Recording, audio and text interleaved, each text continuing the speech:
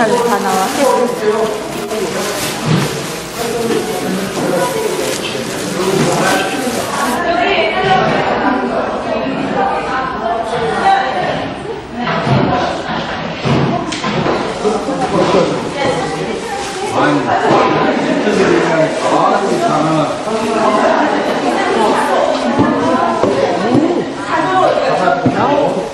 너무 잘 쓴다.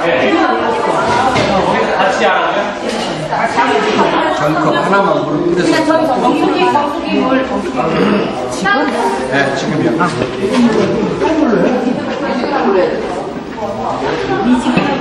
따뜻한 물 안 돼요.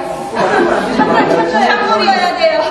이빨 드시면 큰일 나. 찬물.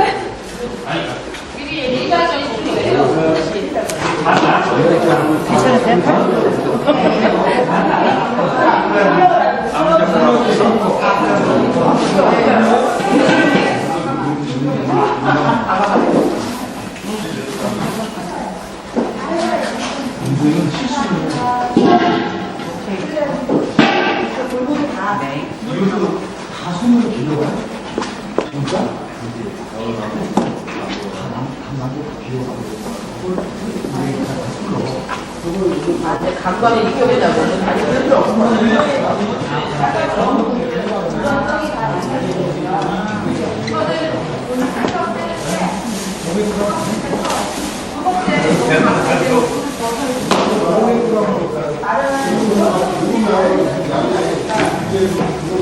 한컵 뿌려주죠. 네.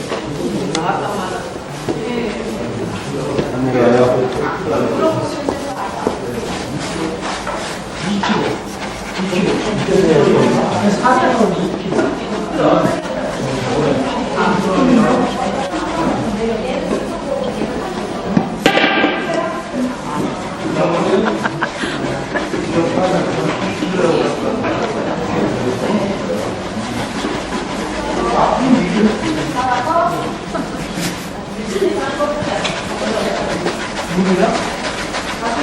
물을 더 넣어요.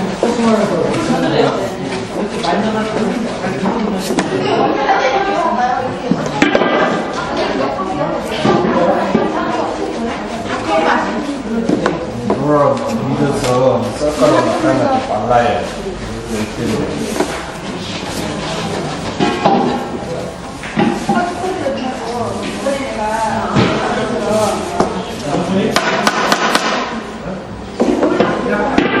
주세요. 네? 여기 수족은 아니에요?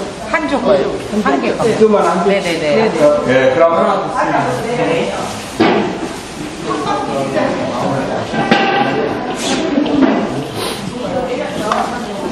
시루 건져다가 시루 건져서 시루미 물에 돌실 털어 깔고 그 위에 앉혀서 쭉 올리세요.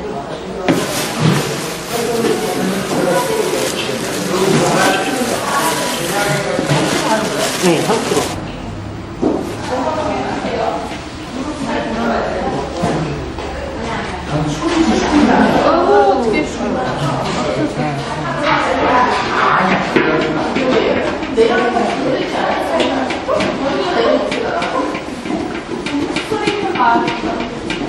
힘들면 무조건 교대에서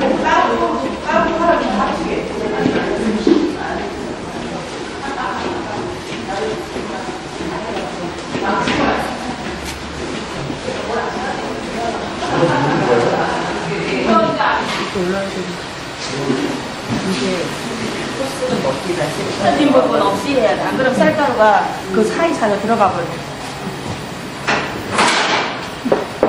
구워요 그냥? 나는 손이 젖었는데 상관없어요? 네. 젖은 사람 아니에요? 아니. 하면 안 돼. 그냥 요거 흔들지 말고 그냥 싹. 그냥 쑥만. 넣어놨어요. 양손이 기울이면 들어가요. 흔들지 마시고 그냥 쏙.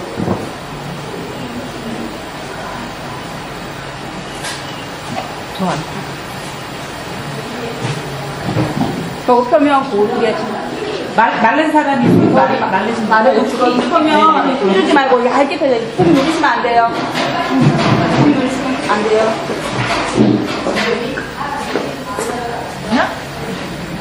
됐어요? 그리고 잠깐만요. 얘를 하는 이유는 나중에 쪄줄 때 수증기가 올라오잖아요. 그래서 뚜껑이 좀 쇠로 돼 있어서 물기가 이렇게 바로 떨어져요. 그리고 그 부분이 질어져요. 그럼 얘를 해놓으면 줄기가 올라가서 얘가 습을 막 먹어버리거든요. 그래서 질어지지 않다고 덮어주는 거예요. 넣으면 떡이 질어져요. 물기가 있어서 밖에 내놓고 나중에 조금 덮고 나서 위로 올리면 돼요.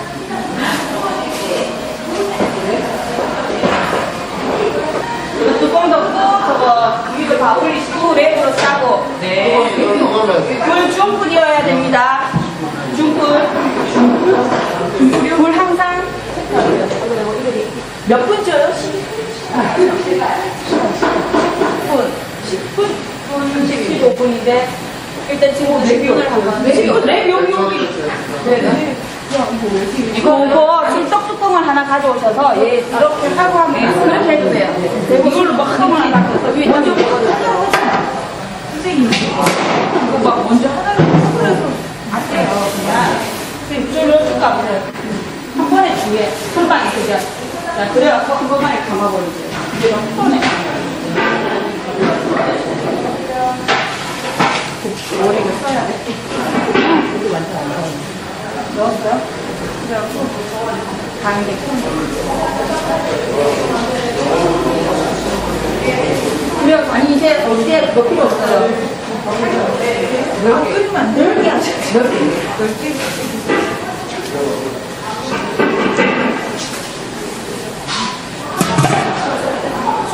아, 잠깐.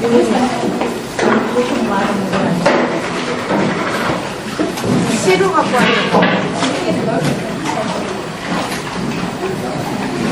시로 이걸로 해?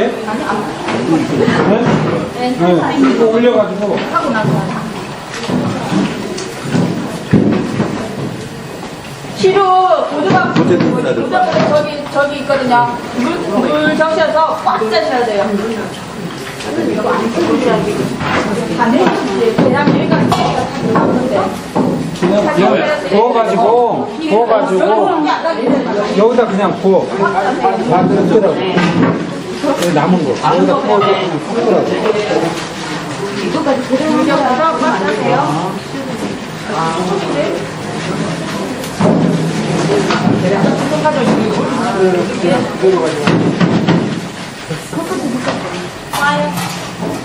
시간 되시고요. 10분. 아까부터 10분. 그래서 아까부터 지금부터 실고 올리면서.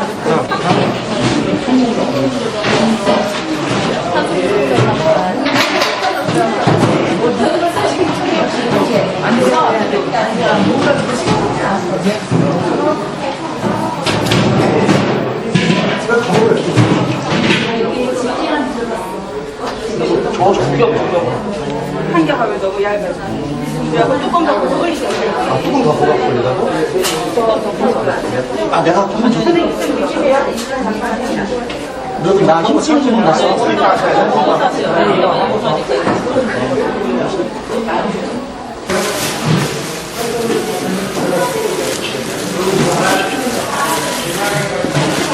네, 3kg.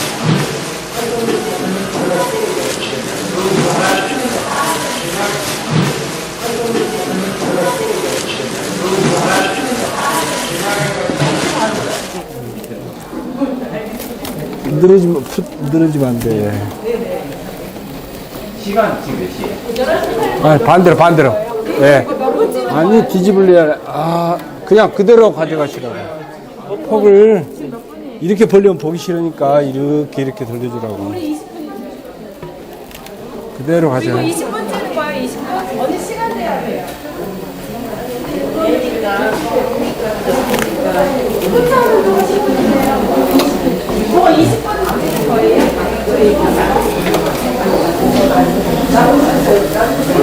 됐어요. 끊어요. 지금부터 15분이에요. 네. 안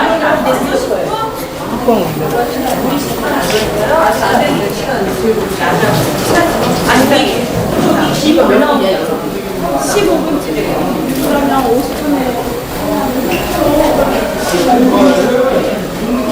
여기 올라오는 거 같아요.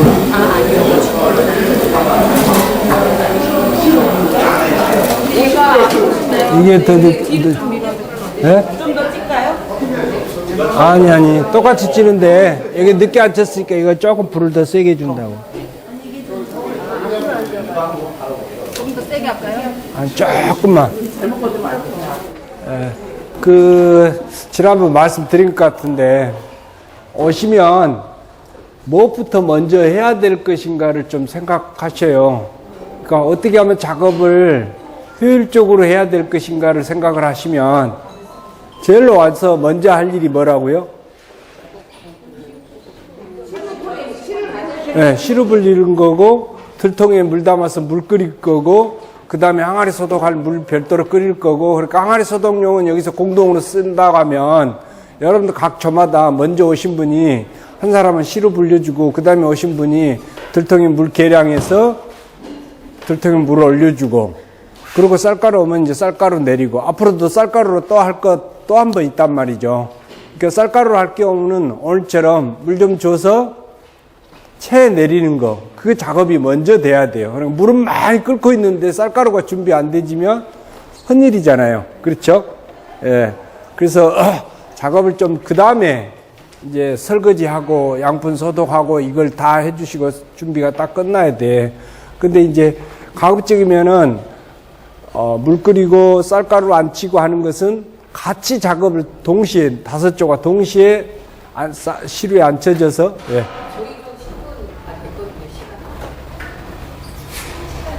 아, 10분? 20분은 쪄야 돼요. 10분은 안 돼요. 예. 그래도, 예. 그래도 똑같아요. 자, 그래서 작업을 그렇게 똑같이 해주셔야, 예? 똑같이 해주셔야 똑같이 시키고 똑같이 살수하고 이렇게 되지 않은데 5분 있다 한 주 하고 5분 있다 또 하고 이렇게 되지면 수업이 진행이 안 돼요. 그렇죠?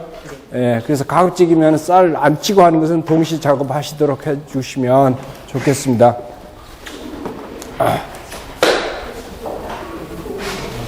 오늘 술은 방문주라고 하는 술이에요. 방문. 그래서 한자로 방문주 이랬습니다. 자, 우리가 방문 이름 뭐예요? 빚는 법, 짓는 법, 뭐 이렇습니다. 약방문이라는 소리 들어보셨죠? 예? 사후 약방문 그러잖아요. 그러니까 약도 약 짓는 법이 있다는 거죠. 예? 약은 아무렇게나 짓는 거 아니죠. 잘못하면 죽을 수도 있죠. 한약 짓는데. 그래서 약 짓는 것은 약방문, 약, 방문 이런단 말이죠. 그렇듯이 술 빚는 것은 뭐라고 그랬어요? 주방문이라고 해야 되겠죠. 네. 자, 술 빚는 것은 주방문이에요. 자, 우리가 이제 가양주 빚는 문화가 사라지면서 주방문이라는 말을 안 쓰게 됐는데 주방문이라고 한단 말이죠. 그 다음에 이제 뭐 또 양주법, 조주법, 뭐 여러 가지. 우리말로는 술 빚는 법, 술 만드는 법, 양주방 뭐 이런 식으로 여러 가지 술 빚는 것에 대해서 여러 가지 방법들로 표현을 해 놨습니다. 예. 자, 그런데 정상적으로는 주방문이라고 하는 것이 가장 합리적이다 이렇게 생각을 하시면 되고요. 자, 그렇듯이 자, 방문은 방법을 뜻하는 거고 이것은 술을 뜻하니까 무슨 뜻이에요? 술, 방법이라는 뜻이에요. 그렇죠? 이제 그런다고 하면 이 뜻은 방문주를 하면은 술 빚는 법에 따라서 빚은 술 이런 뜻이에요. 예. 그래서 이 방문주는 춘향전에도 나와요. 예? 춘향 전에. 춘향이 엄마가 주모였잖아요. 술 팔고 그랬지. 택이어서. 그렇듯이 거기다 방문주를 주랴 어쩌랴 하고 여러 가지 술 이름들이 나온단 말이죠. 그래서 그 방법대로 빚는 술이란 뜻이에요. 그러면 이 술 빚는 이 주방문에 이 방문주라고 하는 주방문을 보면 소위 밑술이라고 하는 것이 있고 덧술이라고 하는 것이 나오죠. 그렇죠? 자, 밑술이라고 하는 것이 있고 덧술이라고 하는 것이 있는데, 자, 밑술이라고 하는 것을 보니까 설기를 찌라고 그랬어요. 쌀 2대를 가루로 빻아서 오늘처럼 체에 내려가지고 시루에 앉혀서 찌는 거죠. 찐떡이죠. 그렇죠? 자, 찐떡에다가 이게 식으면, 찐떡이 식으면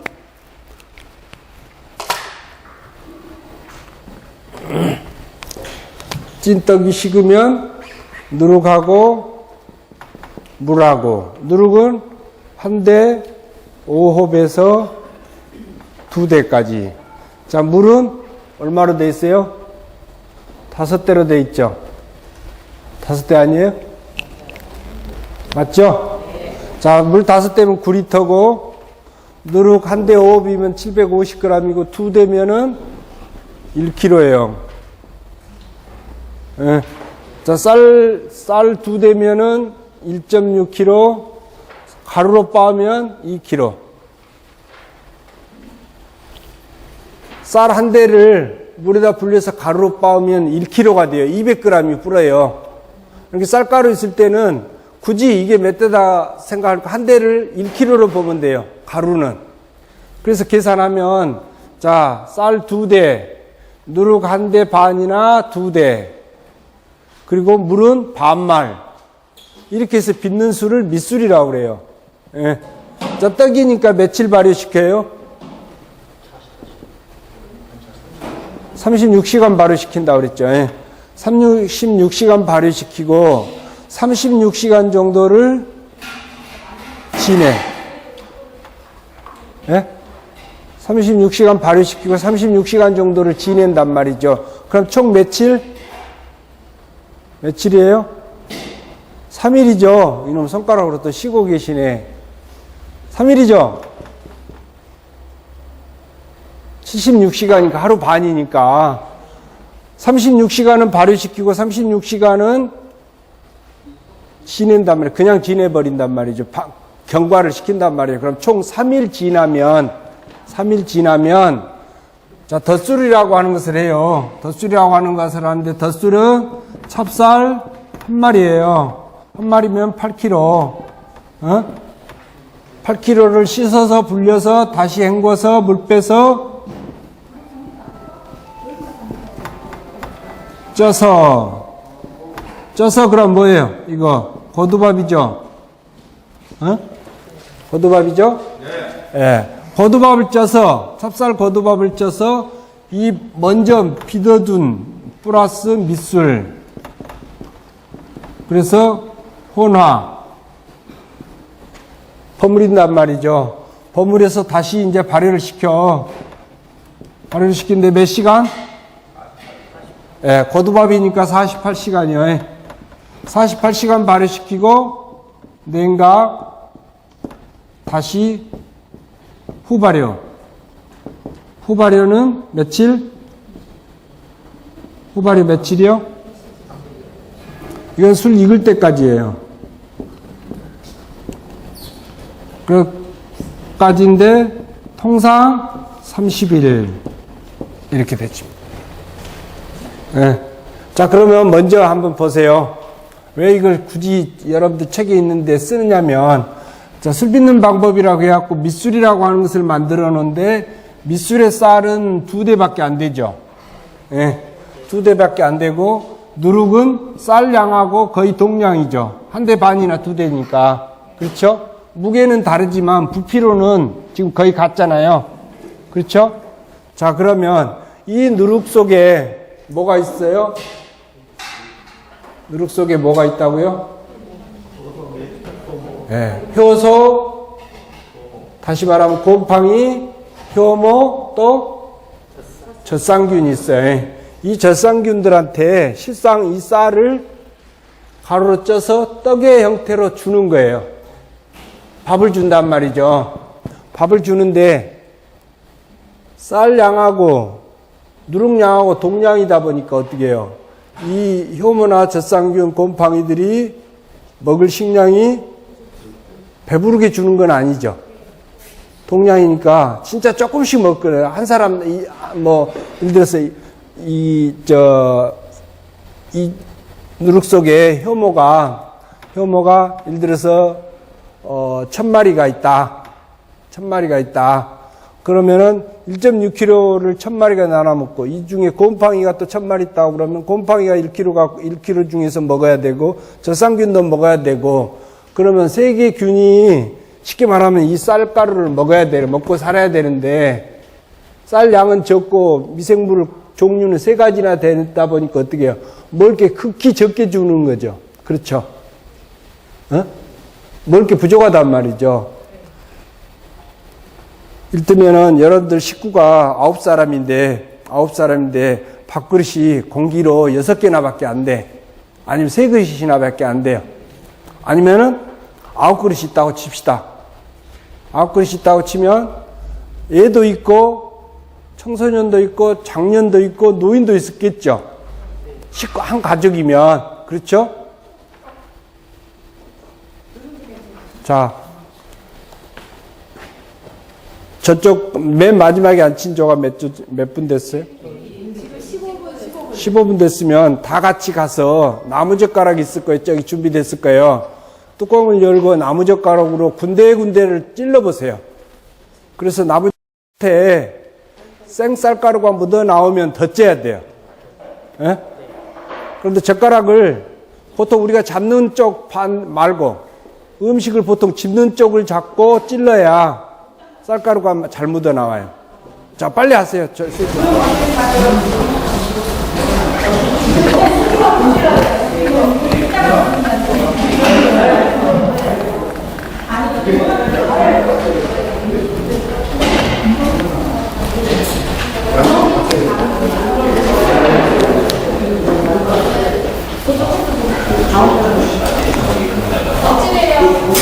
서너 군데 찔러보세요. 서너 군데.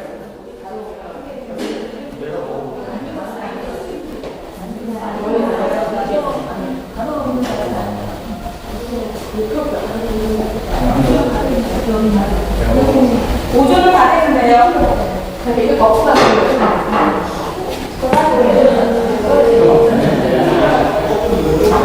자, 갔어. 자, 그러면요. 남자분들, 이쪽에 저 테이블 밖으로 내주세요. 지난번처럼. 고두밥 시킬 때쯤에 저 테이블 밖으로 내서 떡 잠깐 식힐 수 있게끔 해주세요. 아니, 뜸 들이면 좋은데, 다 익었다며요.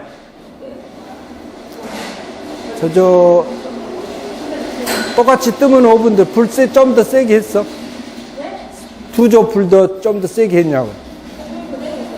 불은, 아니, 그럼 좀 더 뜸을 들여 세게 해줘야지. 안 익었으면. 자, 5분 되면 그러면, 5분 되면 5조는 빼내서 펼쳐서 식히세요. 식히시고, 나머지 놀고 계시죠? 자기 조에 물 가져오라고 그랬죠. 물 끓여서 준비하라고 그랬죠. 그 물 안 식었어요? 물 안 식었어? 물 안 식었어. 물 식을 때까지. 자, 그 큰 양푼에다 물 퍼놨나? 에? 큰 양푼에다 물 해놨냐고.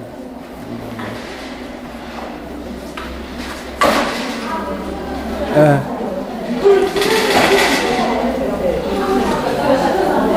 잘 밟혀서, 지난번처럼 밟혀서 고두밥 시키는 것처럼 준비를 해줘야죠. 이제 항아리도 각 조별로 해봐야 되는데, 예?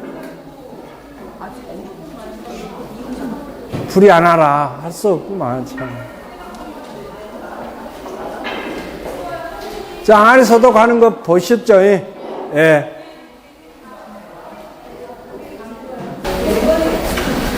네, 5조 됐으면 불 끄시고요.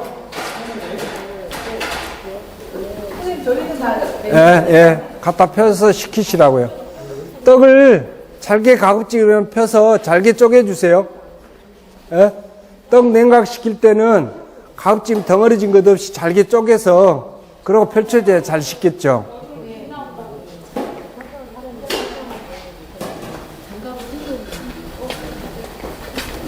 보조 주걱 준비하세요.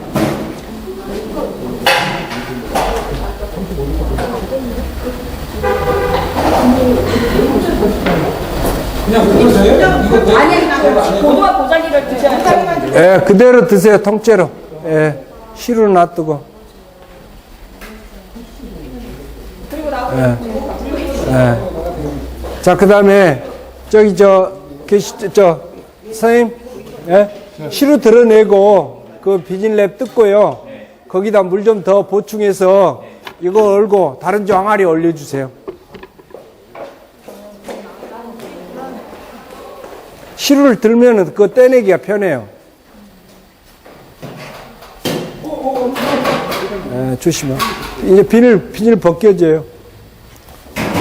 물 좀 보충하고 불 켜서 그 위에다가 항아리 하나 더 올려주라고. 자.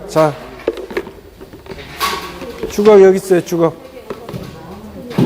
응? 어? 더러워져서 그냥 저거에다 내가 할게. 해봐야 되지 뭘.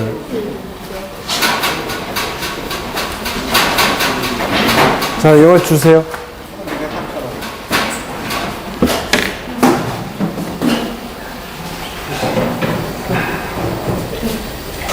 조심.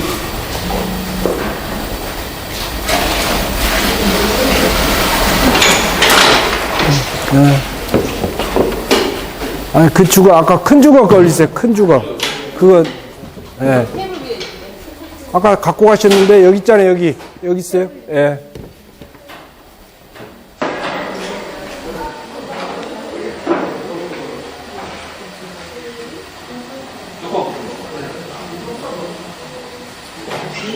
요즘은 빼냈어요, 여기 3, 4점. 네. 3, 4점. 예. 다시 한번 거기서 한번 해보세요. 네.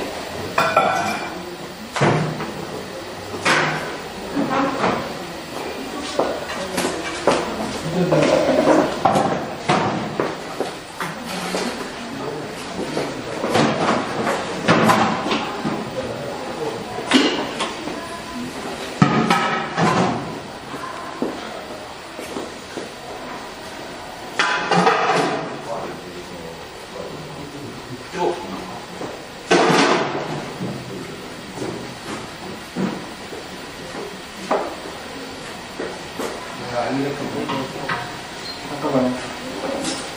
아직 좀 들리는 것 같아요. 그거 하나 적어주고.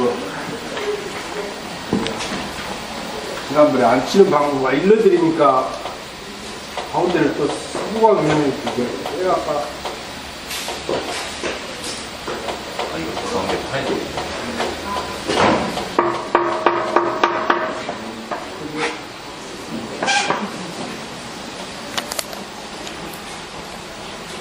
이제는 편 나가세요. 아, 그럴까요?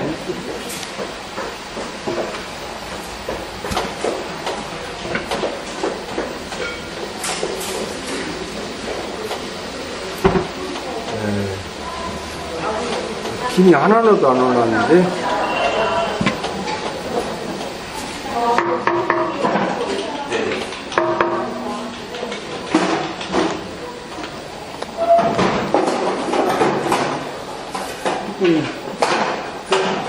뚜껑 주세요. 뚜껑 올리지 말고.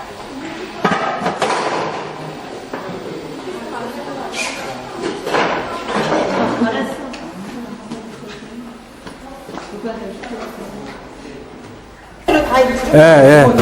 가급적 덩어리, 잘게는 큰 덩어리만 깨주세요. 큰 덩어리만. 여기도 담아서 큰 덩어리만 깨주세요.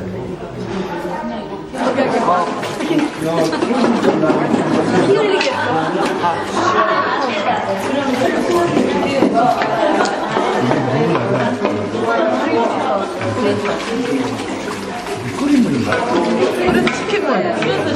마라바지로 갔다가 빨리 이거 풀어줘야지. 그냥 문서 쓰면 사람이 오라는 소리였어요. 정리정돈. 여기는 완전히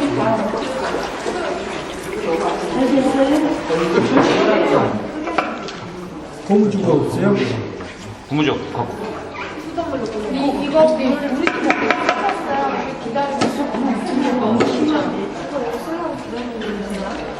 나중에 빨리 잘 하셔야 됩니다. 응? 이 구멍 다 막히니까.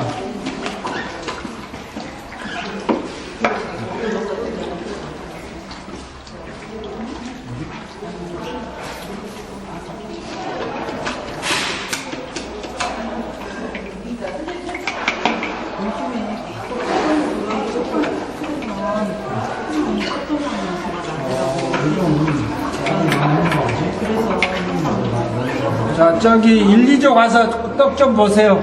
지금 보고 있어요. 김 올라왔어요? 안 올라왔어요? 김이요? 우리 김 올라왔어요? 저기 좀 땡겨봐요. 아직 덜 김 익었어요? 올라와서 확인하고 심을. 조금 더요.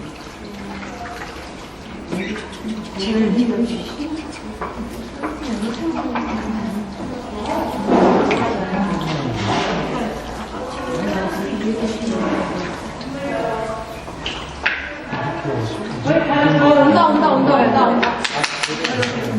갖다 줘. 고두밥 쪘던 들통에다 뜨거운 물에다 담가 놓으시면 돼요. 이거 하셔야 돼요. 우리 남자분이 계세요. 거기서 반으로 딱 넣으세요. 네, 거기서 다 뜯지 한 말고. 사람이 큰 덩어리만 삐뚤한 것만 손을 좀 잘게 쪼개주세요.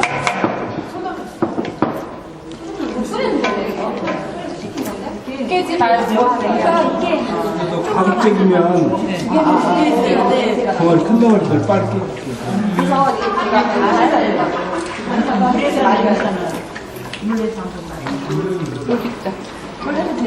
물은 얼마나 굽는 거예요? 네? 물량. 저기 앞에 9리터. 9리터예요? 아, 여기는 맥주예요? 9리터예요. 다. 9리터? 야, 이게 9리터예요?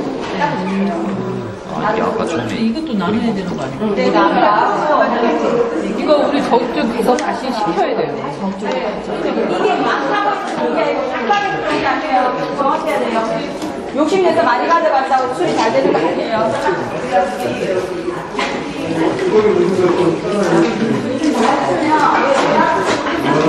정착기는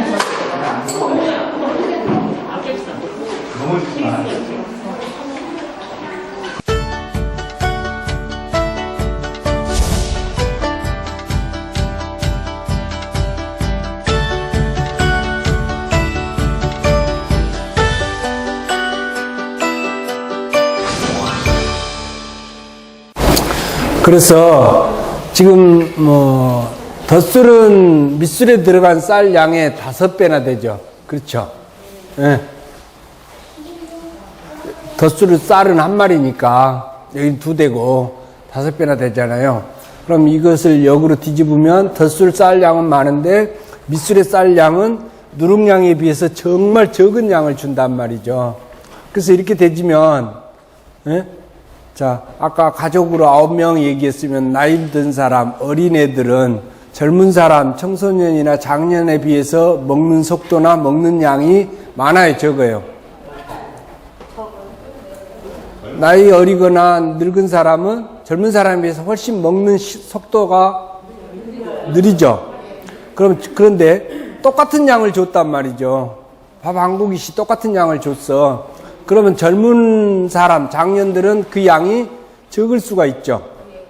그런데 노인이나 어린애는 그 양이 많은 거죠. 그렇죠.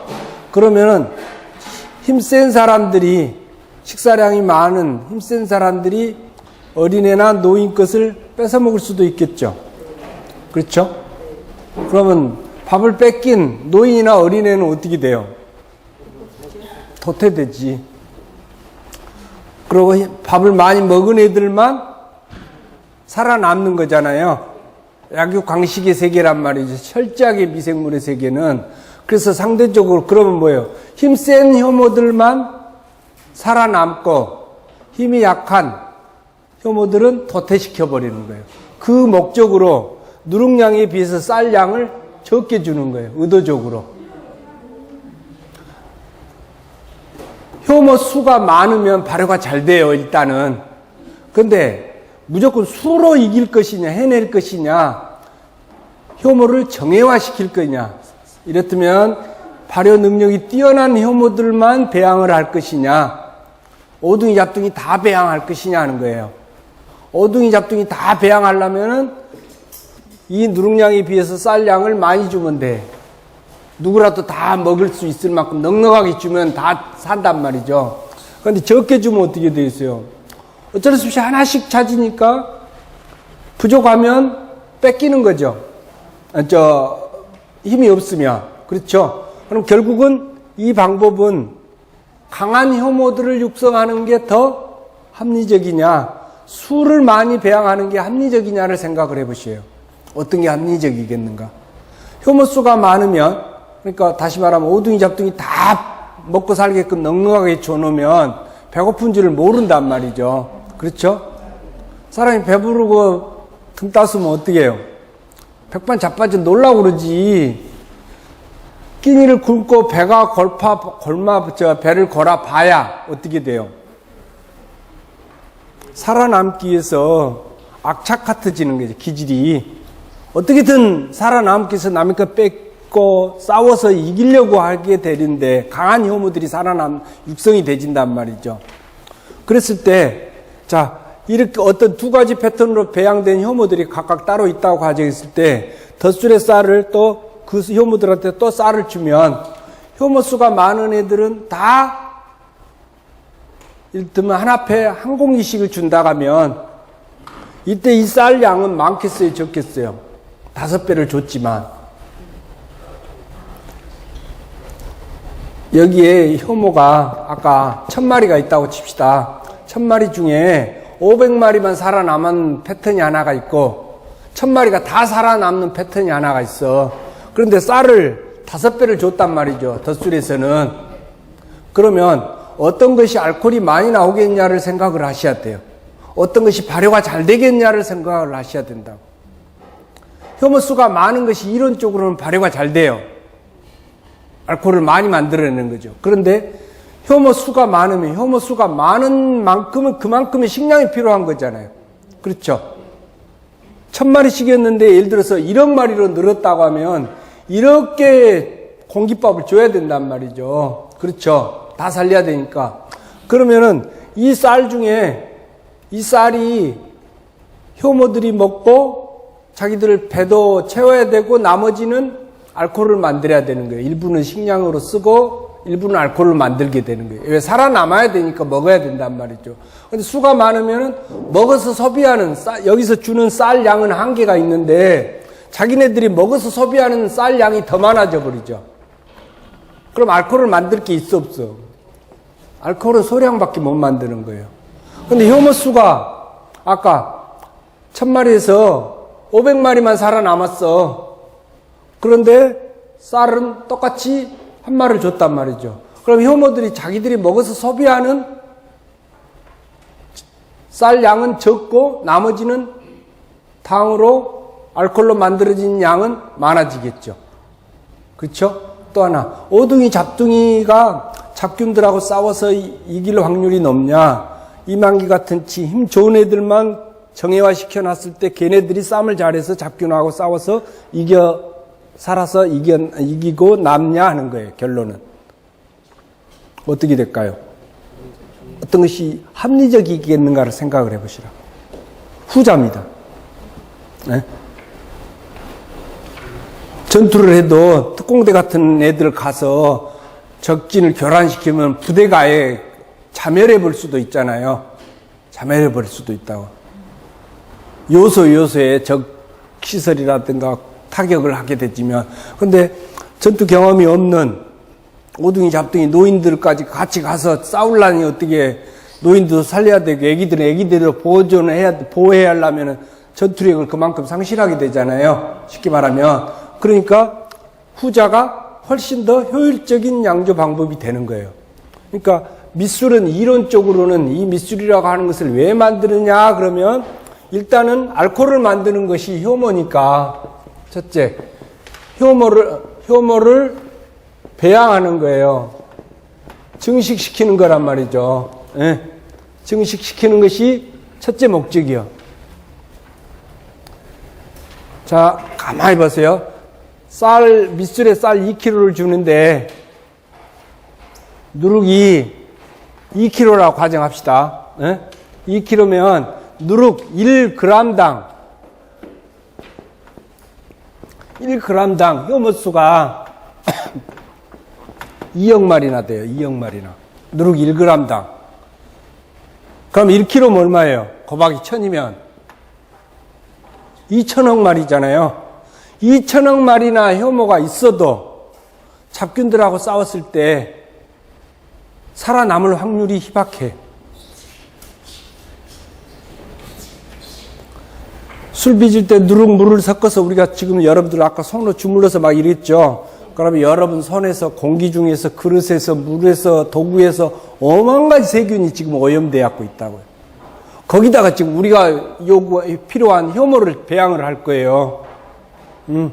근데 1g당 2억 마리셔서 1kg 들어가니까 2천억 마리가 있어도 그 잡균들하고 싸워서 살아남을 확률이 희박하다고. 그러니까 어떻게 해요? 가급적이면 처음부터 작업할 때 잡균이 오염이 안 되도록 해줘야 되잖아요. 그렇죠? 제가 시키고 빨리 들어와서 앉으시라고 그랬는데 가서 또 부엌에 가서 일을 했어요. 부엌에서 일을 한다는 얘기는 뭐예요?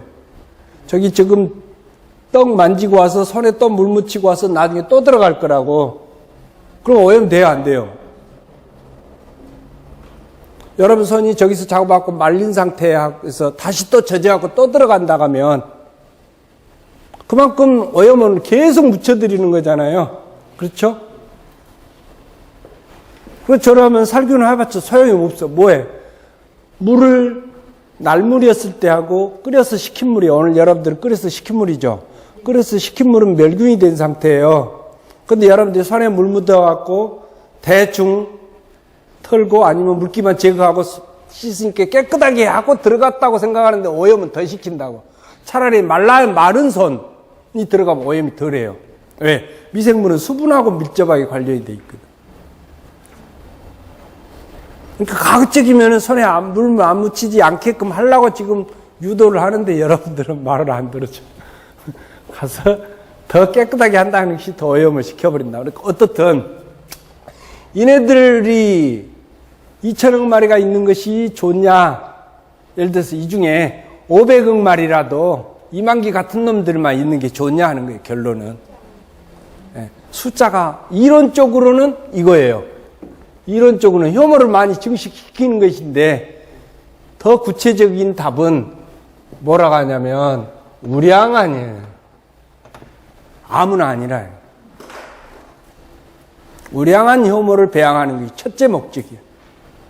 두 번째는 자 이게 이렇게만 말해도 밑술을 담는 목적을 설명했다고 잘 설명했다고 봐도 돼요. 그런데 보다 구체적으로 보면 자 누룩 속에 누룩은 뭘 뜻해요? 고체를 뜻해요. 고체 속에 지금 뭐가 있는 거예요? 효소가 있는 거죠. 예? 누룩, 곰팡이가 갖고 있는 효소가 물에 어떻게 돼요? 추출돼. 물에 녹아 나와 있단 말이죠. 자, 무슨 얘기냐면 누룩을 넣어주면 고체인데 여러분들이 손으로 주물르게 되지면 누룩이 물을 먹어서 물러져야 거기에 있는 효모나 곰팡이가 물에 녹아 나오게 되죠. 그러면 우리가 쌀을 보태주면 어때요? 효모가 쌀에 흡수가 되게 되고 물에 녹아 나왔던 효소가 쌀을 당화시키게 되고 그렇죠? 그럼 당화가 된과 동시에 그 누룩이 거듭밥이 침투했던 효모가 당을 이용해서 알코올을 발효시켜. 그렇죠? 근데 누룩이 지금 물에 안 젖어 있어요. 그냥 고치 상태요. 고치 상태에 그 다음에 물, 떡 또는 고두밥을 섞어서 항아리에 담아주면 누룩이 물을 먹어서 스스로 효모를 내놓을 때까지는 몇 시간이 6시간 이상이 경과를 해야 돼. 실제로 발효가 시작이 되려면. 그런데 우리가 술 빚을 때 아까 얘기한 대로 5만 가지 세균이 또 오염이 되진다고 그랬어요. 또 술 담으면서 잡담하면 입에서 침도 들어가고 막 이렇게 되지죠. 그럼 오염이 많이 됐는데 오염균은 바로 지금 침입한 상태고 술을 발효시켜야 될 효모는 누룩 속에서 아직 빠져나오고 있어. 그럼 어떻게 돼요? 술이 실패할 확률이 잡균이 먼저 떡을 먹을 확률이 훨씬 더 차지할 확률이 높잖아요. 그래도 성공하는 이유는 뭐 때문에 성공한다고요? 우량한 효모 때문에.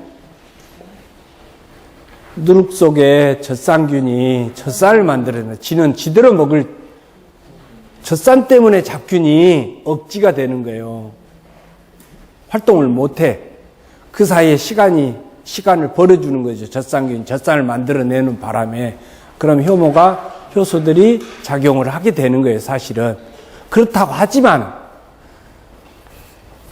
하니 그 과정을 거쳐서 소위 한번 발효라고 하는 것을 시켜놓으면, 지금 효소가 추출되어 있는 상태. 세 번째는 젖산이 생성되어 있는 상태가 되죠. 지금 미술이라고 하는 걸 만들어 놓으면. 그렇죠? 그 위험한 고비를 거쳐서 성공했어. 이미 만들어져 있어. 여기다가 고두밥을 투입해주면 젖산은 젖산대로 또 젖산균을 만들어낼 거고, 효소는 바로 고두밥에 침투를 해서 당화를 시키겠죠. 이 당이 만들어지면 이미 효모는 지금 증식되어서 이만기 같은 애들만 배양이 돼 있는 거잖아요. 수가 늘었단 말이죠. 얘네들이 바로 알코올 발효를 시작을 해. 그러니까 안전하게 발효를 성공적으로 이끌 수 있게 되는 거잖아요. 그렇죠? 다시 말하면 이 원리가 주방문이에요. 술 빚는 법이란 말이죠. 혹시 시골에서 벼농사 진 거 혹시 보신 분? 벼농사 어떻게 지은 거 아세요? 벼농사 지면 모짜리라고 하는 걸 만드는 거 보셨죠? 어린 모를 모판에다 키워놨잖아요. 그렇죠? 그래가지고 그걸 논에다 옮겨 심어. 그걸 모내기라고 그래. 그럼 모짜리를 만들 때 가만히 보니까 논을 농부가 잘 골라놔. 그래 거기다 물을 많이 주고 가둬.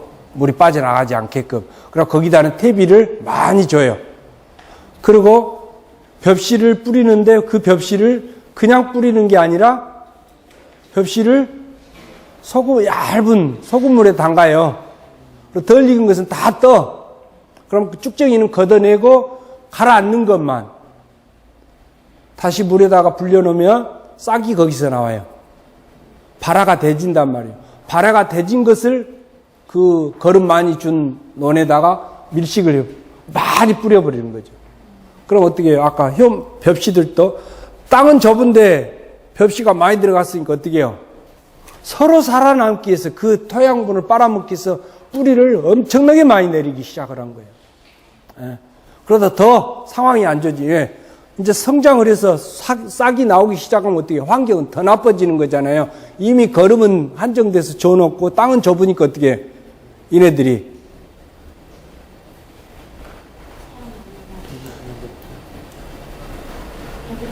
가난한 집 부모들이 자식을 많이 낳아요? 부잣집 부모들이 자식을 많이 낳아요? 철록가의 부모들만 자식을 많이 낳은 게 아니라 가난한 집이 새끼들을 많이 낳더라고. 왜요? 모든 생명체는 종족 보존 본능이 있어요. 자기 종족을 퍼뜨리는 본능이 있다. 그러니까 어떻게 환경이 나쁘니까 살아남기 위해서 씨를 많이 퍼뜨리기 위해서 가지를 많이 쳐. 벽시 하나에서 벽 줄기 하나만 올라와야 되는데 환경이 나쁘니까 포기를 막 번식시킨단 말이죠.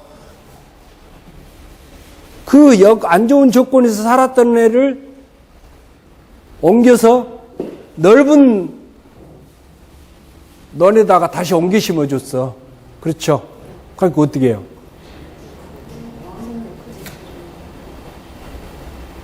걔네들은 그 어렸을 때 살았던 환경 때문에 넓은 데를 가도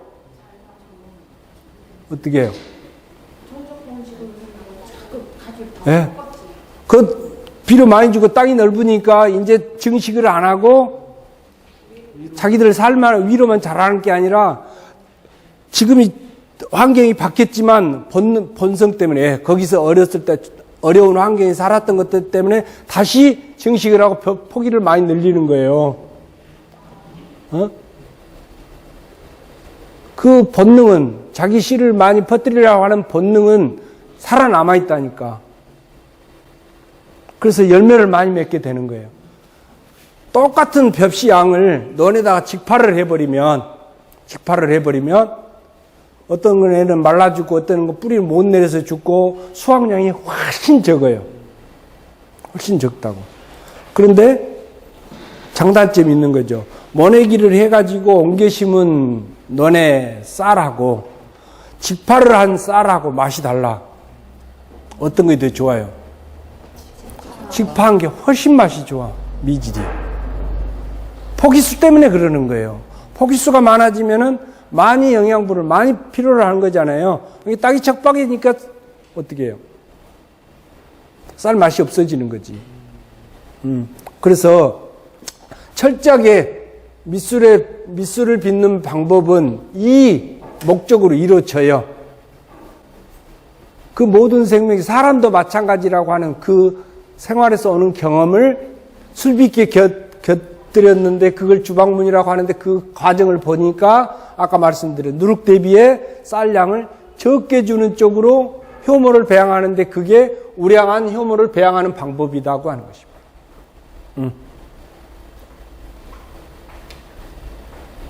그래서 밑술이라고 하는 거 여러분 책에 나와 있는 밑술이라고 하는 것은 철저하게 이 목적으로 빚는다고 하는 것입니다. 그러면은 이와 같은 효과를 얻게 되니까 어떻게 해요? 보다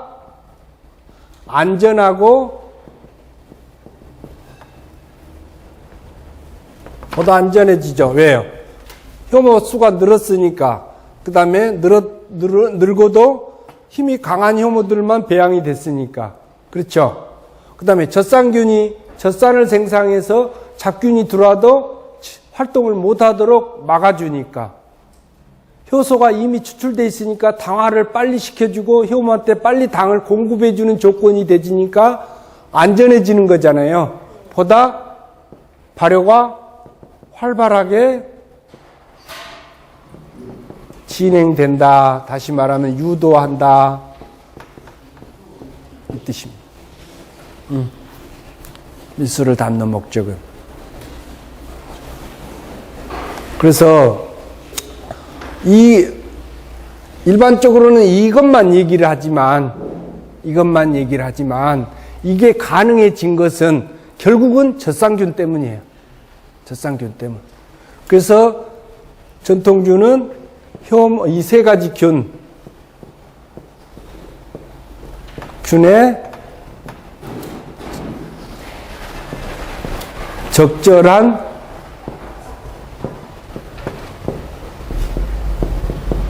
조화에 의해서 이루어진다고 보시면 돼요.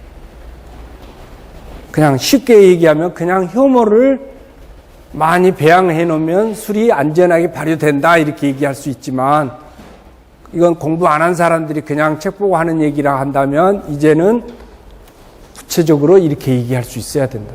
그게 진짜 밑술을 빚는 목적이라는 거죠. 아까 말씀드린 왜 그러냐면 이렇게만 얘기하면 틀린 이유가 술은 궁극적으로 알코올 도수가 높은 술이 많이 만들어지는 게 알코올 도수가 높은 술을 똑같은 술이라도 방법이라도 똑같은 비율로 빚더라도 알코올 도수 높은 술이 만들어지는 것이 양조를 잘하는 거고 경제성이 훨씬 높아지는 거예요. 실패했냐 성공했냐가 중요하지만 궁극적으로는 도수 높은 술을 만들어야 되는데 도수 높은 술은 발효가 활발하게 일어날 때예요. 그 조건을 얘네들이 만들어준다는 거지. 얘네들이 이 두 개가. 그건 얘네를 얘기를 빼놓고 할 수는 없는 거잖아요. 그렇죠? 예. 자, 그 다음에 자 밑술을 아까 설기로 한다고 그랬어요. 근데 설기 말고 죽이 있어. 구멍떡도 있어. 개떡도 있어. 범벅도 있어. 성편도 있어. 또 설기까지. 그래서 하나, 둘, 셋, 넷, 다섯, 여섯 쌀을 6가지 방법으로 가공을 해서 소위 밑술이라고 하는 걸 빚어요. 예. 그러면 각각의 방법에 따라서 이 중에서 설기, 죽, 구멍떡, 개떡, 범벅, 송편 어떤 것이 제일 맛있어요? 이건 송편이라고 했지만 경단입니다. 경단. 어떤 게 제일 맛있어요?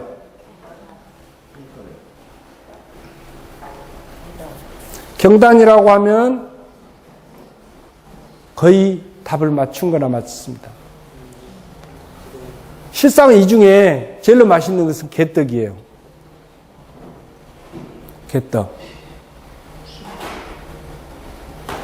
다시 말하면은 맛있다고 하는 얘기, 떡에서 맛있다고 하는 표현은 소화가 잘 되는 상태로 만들어진 떡, 그걸 얘기하는 거예요. 그럼 어떤 것이 소화가 잘 되냐고 봤더니, 자, 죽은 쌀가루 그냥 한번 끓이는 거죠. 그렇죠? 소화 잘 되는 것으로 보면 죽이 소화가 제일 잘 돼요. 이 중에서 소화도가 제일 높으니까. 예. 그런데 소화가 잘 된다는 게 단순히 소화만이 아니라 제가 물어볼 때는 어떤 것이 맛있냐고 그랬어요. 어떤 것이 맛있는 떡이냐고 물어봤단 말이죠. 소화도 잘 되면서 맛있는 것은 무슨 뜻이냐면 이 중에 각각의 죽, 구멍떡, 설기, 개떡, 범벅, 송편을 만드는 과정을 보니까 어떤 것이 제일 복잡하냐 하는 것입니다. 어떤 것이 제일 복잡해요? 자, 쌀 가루로 빻아서 쪄. 쌀 가루로 빻아서 끓여. 쌀 가루로 빻아서 육반죽에서 빚어서 구멍떡은 이거 뭐예요? 삶은 떡이죠. 어? 송편도 쌀 가루로 빻아서 육반죽에서 송편 빚어서 물에 삶아. 이게 송편 형태고 구멍떡 형태인 것 차이뿐이에요. 둘 다 삶은 떡이에요. 자, 범벅 생쌀가루를 끓는 물로 튀겨서 익혀. 그 다음에 설기는 여러분들 지금 오늘 했고, 개떡은 쌀가루를 빻아서 설기를 쪄서 떡매로 쳐서 인절미를 빚어서 다시 쪄. 어떤 것이 제일 복잡해요? 개떡이죠. 쌀 가공분, 떡을 만드는 공정이 복잡해질수록 무슨 뜻이에요? 소화가 잘 되고 맛있다는 뜻입니다. 네. 자, 인절미가 있어요. 인절미. 인절미 어떻게 만들어요?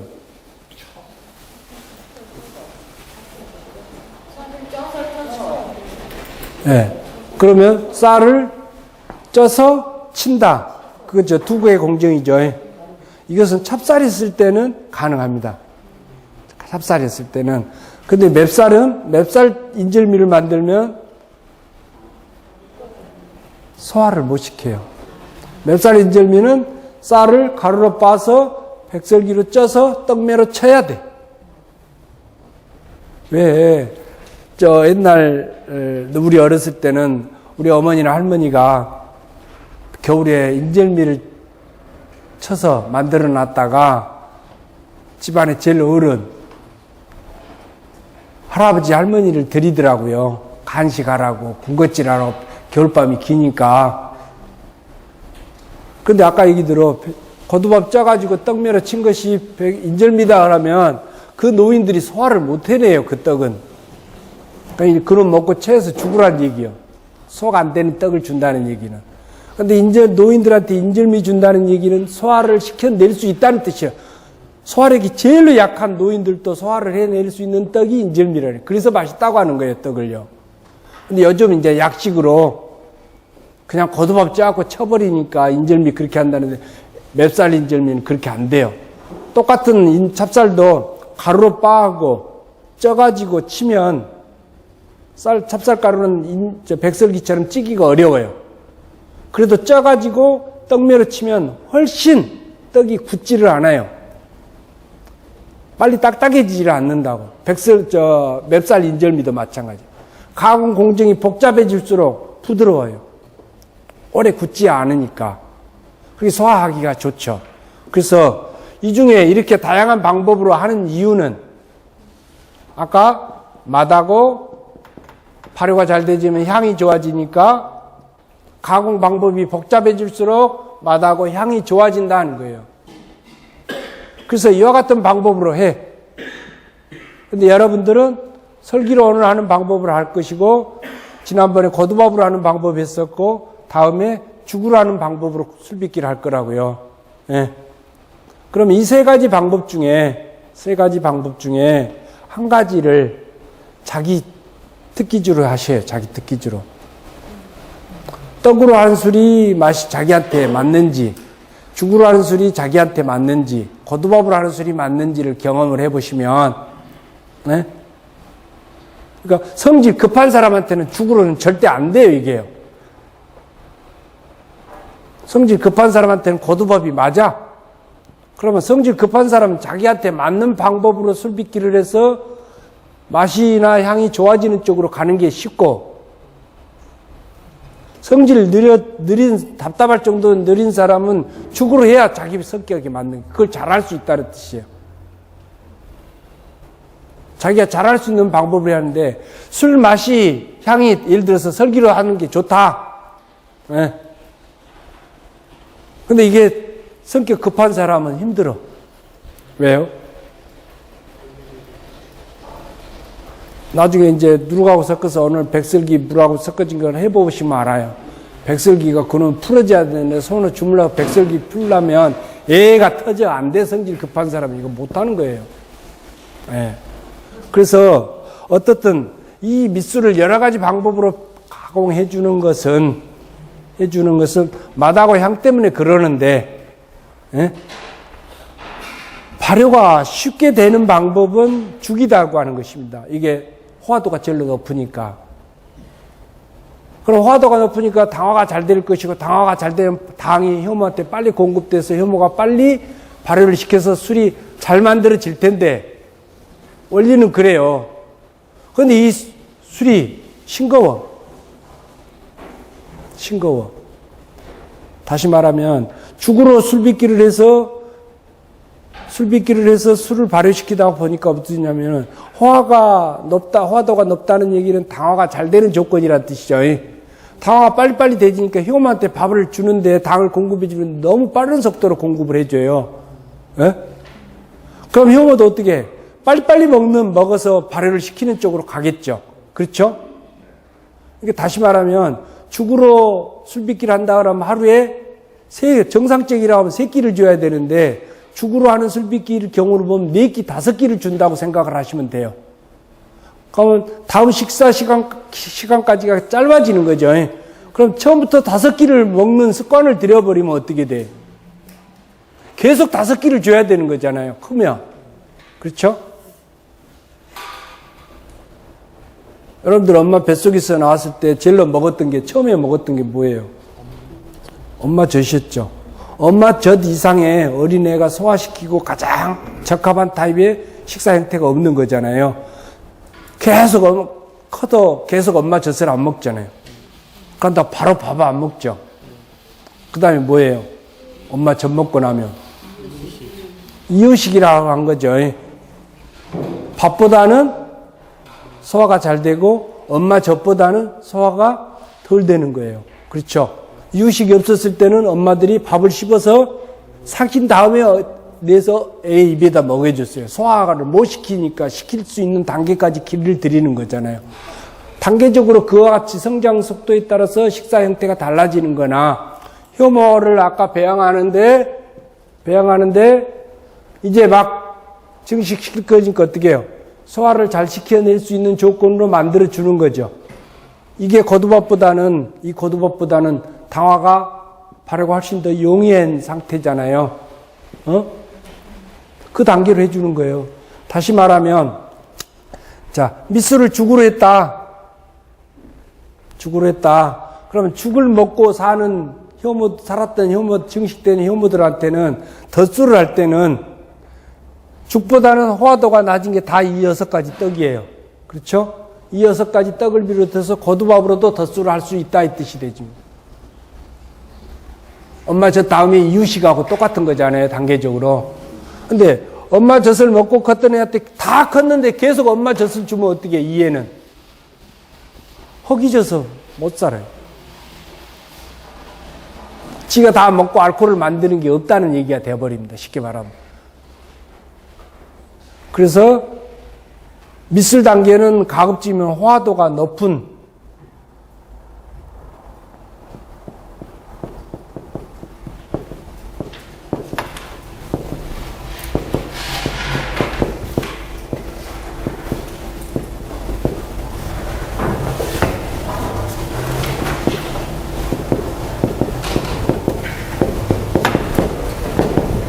가공해서 사용한다.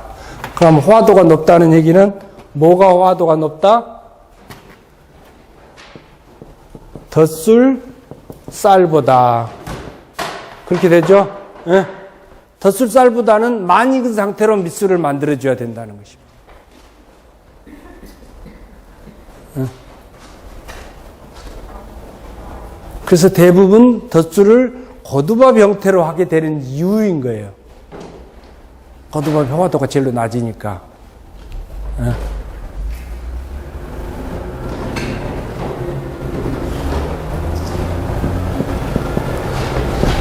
발효 기간은 3일에서 1일에서 10일까지. 밑술 발효 기간은 1일에서 10일까지 발효시킬 수가 있어요. 그럼 이 중에는 발효 기간 1일이나 10일은 주발효, 그 다음 단계 뭐예요? 냉각, 그 다음 단계 후발효. 이 기간을 포함한 거예요. 포함해서 하루에서 10일까지 둘 수가 있어. 그런데 이 기간이 길어질수록 어떻게 돼요? 밑술은 효모를 배양하는 게 목적이라고 그랬어. 그런데 기간이 길어지면 길어질수록 어떻게 될까요? 효모가 힘이 없어져요.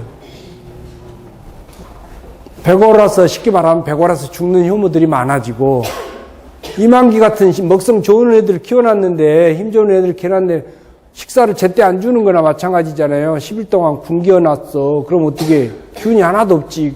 그럼 어떻게, 전투력이 상실되는 거죠. 그렇죠?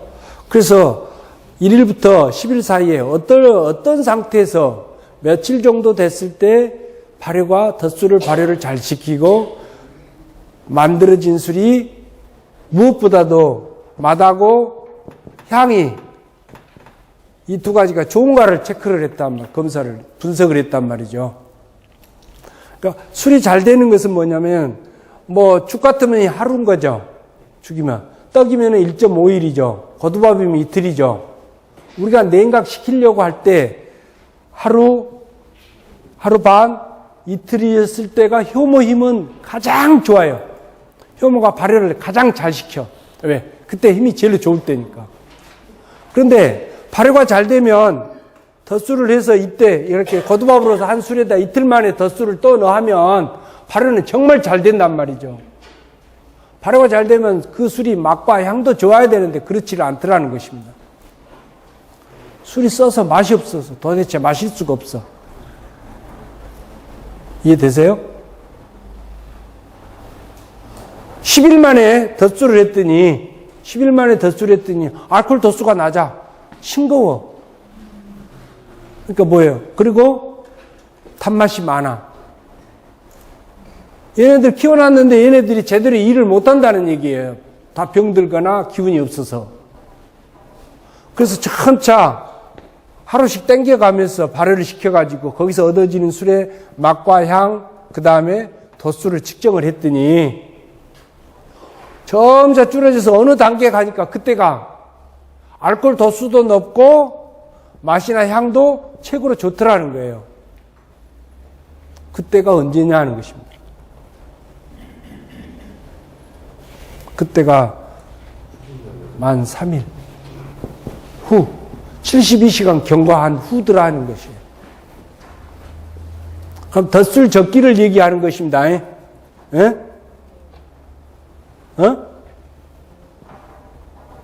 이거 1, 2, 3 그러면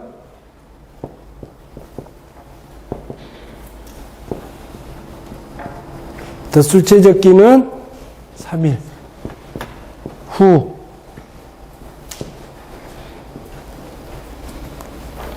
72시간 경과했을 때가 가장 좋더라는 게 술맛이. 집에서 책에 며칠 밑술 7일간 발효시킨다 이렇게 돼 있죠. 예? 이렇게 돼 있어도 7일째 밑술 발효기간 7일 가져가고 8일째 덧술을 하지 말고 밑술을 빚어넣고 3일 지나면 그때 덧술을 하라 이 말이에요. 3일 지나면 그 책 무시하고.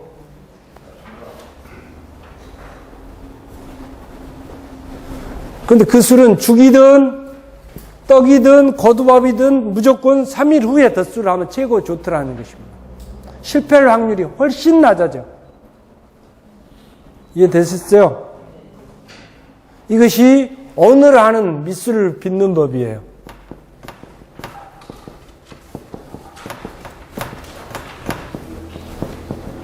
요령.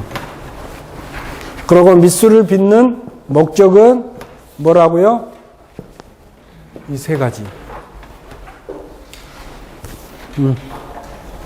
핵심은, 제가 지워버렸나요? 네. 효모와 효소와 젖상균의 적절한 조화. 이것이 키고. 네. 이해하셨죠? 자, 지금 설명드린 덧술 쌀 대비 밑술의 쌀은 가급적이면 누룩 대비에 동량이거나 쌀량을 덧술에 비해서 적게 주는 것이 좋은 술을 빚는 방법이다. 밑술의 쌀 상태는 호화도가, 가공을 많이 해서 호화도가 좋을수록, 높을수록 발효가 잘 된다는 것이지 이론이긴 하나 실제로는 죽보다는 떡의 형태가 술의 맛이나 향이 제일 좋더라 하는 거고, 강한 효모를 육성시키는 방법은 아까 당화가 빨리 돼서 죽처럼 당화가 빨리 돼서 효모한테 당을 빨리 공급해줘야 효모가 빨리 증식을 할 텐데 이건 이론일 뿐이고, 실제로 강한 효모를 육성시키는 방법을 해보니까 죽떡, 고두밥, 구멍떡, 송편, 개떡, 범벅 여러 인절미 형태로 여러 가지 술빚기를 했더니 실상은 똑같이 아까 악조건에서 효모를 배양하는 방법으로 봤을 때 호화도가 제일 낮은 것이 범벅이에요. 아까 끓는 물로, 뜨거운 물로 쌀가루를 익히는 것이니까 쌀가루가 설익잖아요. 그럼 당화가 안 되는 조건이죠. 그렇죠? 당화가 안 되니까 당이 공급이 안 돼. 이렇게 효모는 증식을 못하고 있는데 잡균은 증식을 해버려요. 세력 균형이 깨지니까 술이 실패할 확률이 높아지는데 실제로 성공을 했을 때 이 범벅, 호화도가 제일 낮아요. 지금 8가지 방법 중에. 예? 호화도가 제일 낮은 범벅으로 한 술이 효모는 가장 강한 효모가 육성이 되더라는 것입니다. 이게 이제 실제하고 이론하고 배치되는 부분이에요. 이해되셨어요? 이론은 죽을 해서 써서 누룩하고 섞어서 발효시키는 것이 효모를 증식시키는 효모수를 늘리는 방법이기는 하나 그것이 오히려 알코올 도수가 낮고 맛이 없는 술이 되지는데 당화식 조건이 어려운 거의 쌀이 50% 정도밖에 안 익어요. 범벅 형태로 수를 해서 해놓고 하니까 효모수는 적은데 거기서 살아남은 효모들은 엄청나게 강해가지고 발효력이 좋더라는 얘기죠. 그래갖고 알코올 도수도 높아지고 향이 특히 좋은 향이 올라오더라는 거예요. 그런데 이거 이론으로 설명이 안 돼 버리는 거예요. 이론으로는. 왜 그러냐면 제가 논문을 쓸 때요. 죽, 범벅, 개떡, 송편, 구멍떡, 설기, 백설기, 범벅만 빼고 8가지 방법을 해서 시료 분석을 해요. 화도가 몇 %씩 어떻게 각각 다른가. 범벅을 빼고는 이 나머지 떡이 다 화도가 100%예요. 이론적으로는 죽을 100으로 본다면 구멍떡은 예를 들어서 90이나 되고 송편은 95나 되고 설기는 80이나 돼야 된단 말이죠. 그런데 수치로는 다 100이요. 그러면 아까 백설기가 100으로 나오면 우리가 생각할 때 죽은 100보다 훨씬 더 화도가 높아야 되잖아요. 그런데 수치로는 과학으로는 이게 규명이 안 되어져 버립니다. 그래서 의미가 없다 이거예요. 지도 교수가. 화도가 똑같이 100이니까 이건 의도가 없다요. 그러면 아니, 교수님 그러면 백설기 먹었을 때 소화가 잘 돼요. 죽 먹었을 때 소화가 잘 돼요. 그러니까 죽 먹었을 때 소화가 잘 된대. 똑같이 화도 100%인데 어떻게 그걸 설명하냐고. 그러니까 아무 소리 안 했어. 말이 안 되는 거잖아요. 이론적으로는. 화도 100이면 똑같이 분해되는 시간이 똑같아야 되잖아요. 네, 그것입니다. 그래서 이론하고는 좀 다른 부분이 있으니까 핵심은 어떻게 하면 우량한 효모를 배양하는데 증식을 하는데 가급적이면 이것도 이만기 같은 놈도 다량으로 증식하면 더 좋겠죠. 그 방법을 생각해라 이것입니다. 그 방법은. 그래서 이론하고 배치된 부분 이건 좀 참고하시면 되겠고, 자 이와 같은 방법으로 술 빚기를 한다고 하는 것이 주방문인데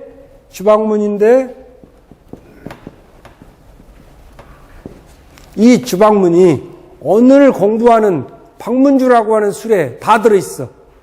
한번 보세요. 레시피만 주방문이요. 보시면 이게 지금 앞에 진도 방문주가 있죠. 자, 진도 방문주 한번 봐보세요. 밑술, 쌀, 맵쌀 2대, 누룩 1.5에 2대, 아까 물 5대, 그랬죠? 자, 이것을 쪄서 가루 빻아서 백설기로 찌라겠으니까, 백설기는 떡의 형태인 거고, 쌀 대비 누룩의 비율이 동량이거나 누룩보다는 조금 더 적은 상태로, 이것은 여름에는 누룩이 2대고요. 다른 계절에는 1.5대예요. 이게 1.5대에서 누룩이 2대인 이유가 왜 술에 누룩이 2대면 2대고 1대 반이면 1대 반이지 1대 반에서 2대냐 이렇게 얘기를 하면 겨울에는 1.5대, 여름에는 2대란 말이죠. 이것이 방문주를 일정하게 빚는 요 원칙이에요. 왜요? 왜 여름에는 날씨가 더운데 발효가 더 잘 되는데 누룩을 적게 넣어줘야 오히려 이런 쪽으로 맞는데 누룩을 더 넣어줄까 하는 것입니다. 왜? 겨울에는 온도가 낮으니까 발효가 안 되는 조건이잖아요. 그럼 누룩을 더 넣어줘야 발효가 되는데 오히려 겨울에는 누룩량을 줄이고 여름에는 누룩량을 많이 쓰라고 하는 게 이 방법이란 말이죠. 그럼 이유가 뭐겠냐 하는 거예요. 발효가 늦어지냐 빨라지냐가 중요한 게 아니라 우리 술 빚기, 전통주 빚기 할 때 제일 염두에 둬야 될 것은 잡균이에요, 잡균. 발효를 방해하고 부패시켜버리는 균이 고온다습한 여름철에 성한다는 것입니다. 성하다는 것입니다. 그러니까 효모를 좀 더 많이 넣어줘야 돼요. 잡균이 성할 때니까. 이해되세요? 네. 그런데 겨울철로 가면 온도는 낮아서 발효는 더뎌지지만 잡균이 어때요? 추워서 활동을 못해. 그러니까 누룩을 적게 넣어도 안정적으로 갈 수 있는 거예요. 그걸 지금 보여주는 것이 이 진도지방의 방문주예요. 우선 이 진도지방의 방문주는 어마어마한 부잣집의 술입니다. 가양주입니다. 소위 천석군 집안. 천석이라고 하면 나락으로 2,000가만이에요. 1년에 소득량이. 보통 1년 농사하면 20섬, 뭐 많이 얻으면 50섬 이렇게 하면 너 배불리 먹고 산다, 잘 산다 이 소리 들을 정도입니다. 1년 쌀 수확량이. 왜? 한마지기에 나락 몇 섬 얻어요? 2섬 얻어요. 논 한마지기에 200평에 쌀 2가만이 얻는단 말이죠. 그러면 천석이면 2,000가만이 얻으려면 몇 마지기, 평마지기를 적어도 가졌다는 얘기니까 어마하게 부자입니다. 이게 단지 농토만 갖고 얘기하는 거, 논만 갖고 얘기하는 거잖아요. 예? 그럼 바다하고 산하고 생각하면 얼마만큼 부를 누렸는가를 보는데 이 집이 99칸 집입니다. 99칸 집. 진도에 딱 배 타고 내리면 이 사람 땅을 안 받으면 진도 읍내를 들어갈 수가 없어요. 거의 다 이 사람 땅인 정도로. 그래서 하는데 전라도 음식이 여러분들이 맛있다고 하는 얘기들을 많이 일반적으로 하죠. 예? 백설기로 만드는 방법이 밑술을 빚는 방법 중에 제일 실패율이 높습니다. 그런데 백설기로 만들면 밑술을 하면 감칠맛이 좋아요. 우리나라 사람들이 음식 따질 때 감칠맛 그 음식이 개미가 있다고 맛있다고 하는 표현의 상징적인 표현이 감칠맛입니다. 조미료 미원의 핵심이 뭐예요? 감칠맛 내는 거예요. 응? 그 감칠맛이 뛰어나. 이 술처럼 밑술을 백설기로 하는 술이 한국에서 유명한 술이 있어. 지금 상품화돼서 나오는. 그게 한산 소곡주. 한산 소곡주 유명한 것은 알죠? 그 술이 백설기로 빚는답니다. 그런데 술 빚는 게 어려워. 뭐 때문에? 아까 백설기 쪄보니까 어때요? 밑에는 질고 위에는 질어지고 설리고 이렇게 되지죠. 이게 어려운 거예요. 지금 여러분들이 아까 2대 찌는데 쌀 2대 가루 빻고 2kg 찌는데 저러는데 이게 쌀을 5배로 해서 한 마를 찐다고 가정합시다. 그럼 백설기 높이가 이렇게 두꺼워지겠죠. 그러면 위아래 질어진 부분은 더 많아질 거 아니에요. 지난 시간에 여러분들한테 술을 잘 빚을 수 있는 조건은 뭐라고 그랬어요? 화도를 균일하게 하는 거라고 그랬어요. 균일하게 하는 거. 근데 백설기는 그런 조건이 안 되거든. 그러니 어렵죠. 그 다음에 이제 좀 이따 지금 설기를 물에다 풀어놨어요. 예? 백설기를 쪄가지고 원칙은 거기 보시면 자, 3번. 고루 풀어서 차게 식혔다가 이렇게 돼 있죠. 백설기를 완전히 차갑게 식힌단 말이죠. 식기를 기다려요. 식으면, 끓여서 식힌 물 식으면 그놈하고 누룩하고 설기를 버무려야 돼요. 같이 넣고 주물러야 된단 말이죠. 근데 백설기를 저 덩어리 상태로 차게 식혔다가 물에다 넣으면 백설기가 껌 되어버려요. 껌. 안 풀어져요. 절대 안 풀어집니다. 질어진 떡은 말할 것도 없고 나중에 만져보면 스펀지 같아요.